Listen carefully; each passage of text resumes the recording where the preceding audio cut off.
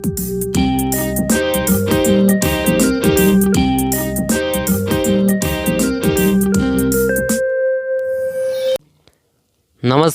आपके अपने YouTube channel काव्य क्लासेस में आपका हार्दिक स्वागत है। आज हम माध्यमिक शिक्षा बोर्ड राजस्थान कक्षा 12 भूगोल विषय के पाठ संख्या 5 जनसंख्या प्रवास या मानव विकास से संबंधित कुछ तथ्यों को लेकर आपके लिए आए हैं।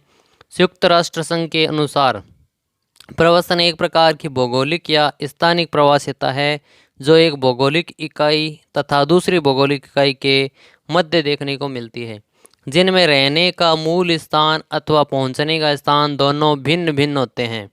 बोग महोदय के अनुसार एक मानव समुदाय या समूह द्वारा अपने स्थान को त्याग कर किसी अन्य स्थान पर जाकर रहना या बसना ही प्रवसन कहलाता है।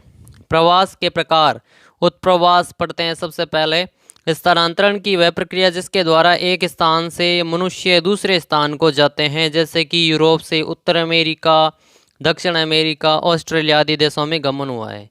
आप्रवास पढ़ते हैं। दूसरा प्रकार आगमन की प्रक्रिया जिसके द्वारा बाहरी स्थानों से मानव किसी प्रदेश या स्थान के अंदर आते हैं, जैसे कि उत्तर अमेरिका में ब्रिटेन, जर्मनी, इटली, फ्रांस आदि देशों से मनुष्यों का आप्रवास होता रहा है।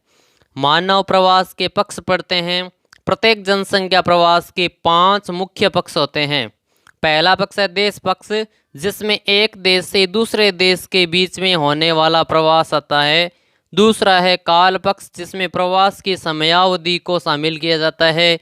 तीसरा पक्ष है कारण पक्ष, जिसमें प्रवास के कारणों का उल्लेख होता है कि किस कारण से प्रवास है वो करना पड़ा।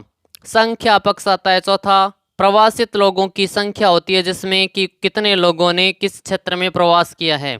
स्थिरता पक्ष, जिसमें प्रवास के रूप में स्थायी व अस्थायी प्रवास आते हैं। प्रवास के रूप पढ़ते हैं। सबसे पहले अंतर्राष्ट्रीय प्रवास विश्व में एक महाद्वीप से दूसरे महाद्वीप में या एक देश से दूसरे देश में लोगों के होने वाले प्रवास को अंतर्राष्ट्रीय प्रवास के रूप में शामिल किया जाता है। अगला पढ़ते हैं अंतर्देशीय प्रवास। एक ही देश के विभिन्न राज्यों या प्रदेशों के मध्य लोगों के एक स्थान से दूसरे स्थान की ओर होने वाले प्रवासन को आंतरिक प्रवासन के रूप में शामिल किया जाता है। मानव विकास संकल्पना एक नया टॉपिक पढ़ते हैं। सांस्कृतिक विकास मूलतः एक बहुआयामी संकल्पना है जिसमें आर्थिक, सामाजिक, सांस्कृतिक, राजनीतिक, संस्थागत, मनोवैज्ञानिक, पारिस्थितिकीय व नैतिकता जैसे कई पक्ष समाहित होते हैं। पहली बार मानव विकास संकल्पना के संबंध में प्रसिद्ध अर्थशास्त्री महबूब उल हक और प्रोफेसर अमर्त्य सेन ने मानव विकास की अवधारणा का प्रतिपादन किया। डॉक्टर महबूब उल हक ने मानव विकास का वर्णन एक ऐसे विकास के रूप में किया जो लोगों के विकल्पों में वृद्धि करता है। नोबेल पुरस्कार विजेता अमर्त्य सेन ने विकास का मुख्य ध्येय स्वतंत्रता में वृद्धि के रूप में किया है। मानव विकास के 4 स्तंभ होते हैं, जिसमें जिस प्रकार से किसी इमारत को स्तंभों का सहारा होता है उसी प्रकार से मानव विकास का विचार भी समता, समानता पर, सतत पोषणीयता, बिना कोई प्रकार के संसाधन को नुकसान पहुंचाए उसका लंबे समय तक संरक्षण करते हुए कार्य किया जाना चाहिए। उत्पादकता, उत्पादन को बढ़ाया जाना चाहिए। सशक्तिकरण की संकल्पना कि अपने आप को सशक्त या अपने आप को मजबूत करके ही हम मानव विकास की संकल्पना को आगे बढ़ा सकते हैं, ऐसी विचारधाराओं पर आधारित होता है। मानव विकास के उपागम पढ़ते हैं। सबसे पहला उपागम है आय उपागम, कि प्रति व्यक्ति आय है उसके आधार पर मानव विकास को बढ़ाया जा सकता है। कल्याण उपागम, सभी का कल्याण हो, किसी प्रकार की कोई कमी नहीं होनी चाहिए।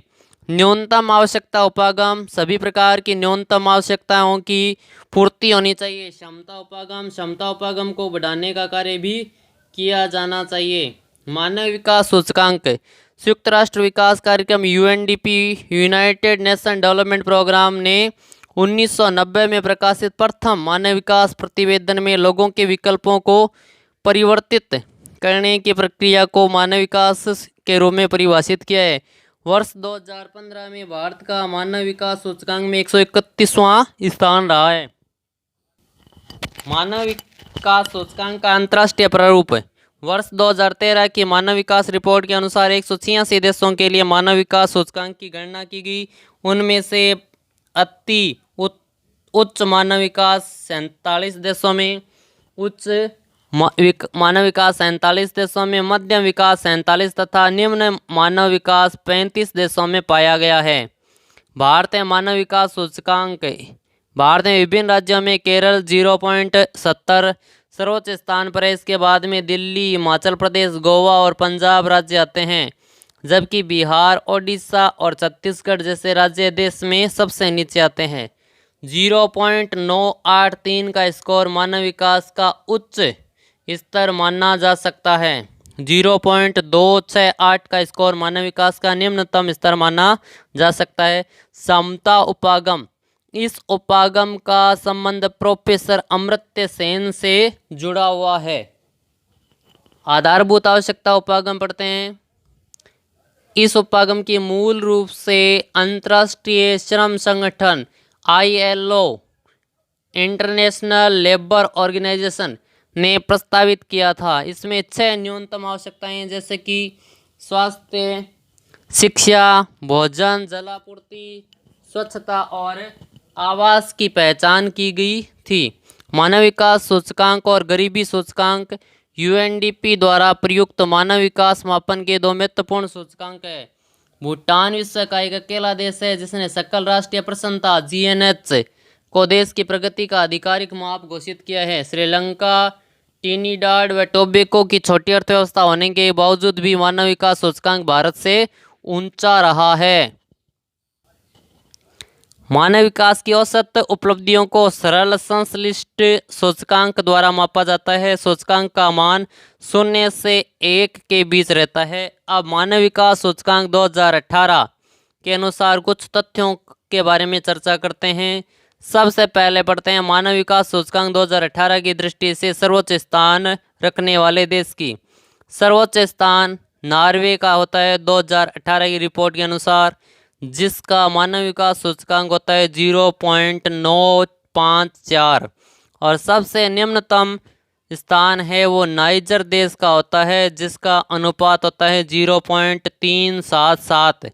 भारत की बात करते हैं 2018 की रिपोर्ट के अनुसार, तो केरल है वो 0.779 उच्च सूचकांक के साथ प्रथम स्थान पर तथा बिहार 0.576 सबसे निम्नतम स्तर पर होते हैं। धन्यवाद। हमारे YouTube चैनल काव्य क्लासेज को ज़्यादा से ज़्यादा लाइक, शेयर और सब्सक्राइब करें। जय हिंद, जय भारत।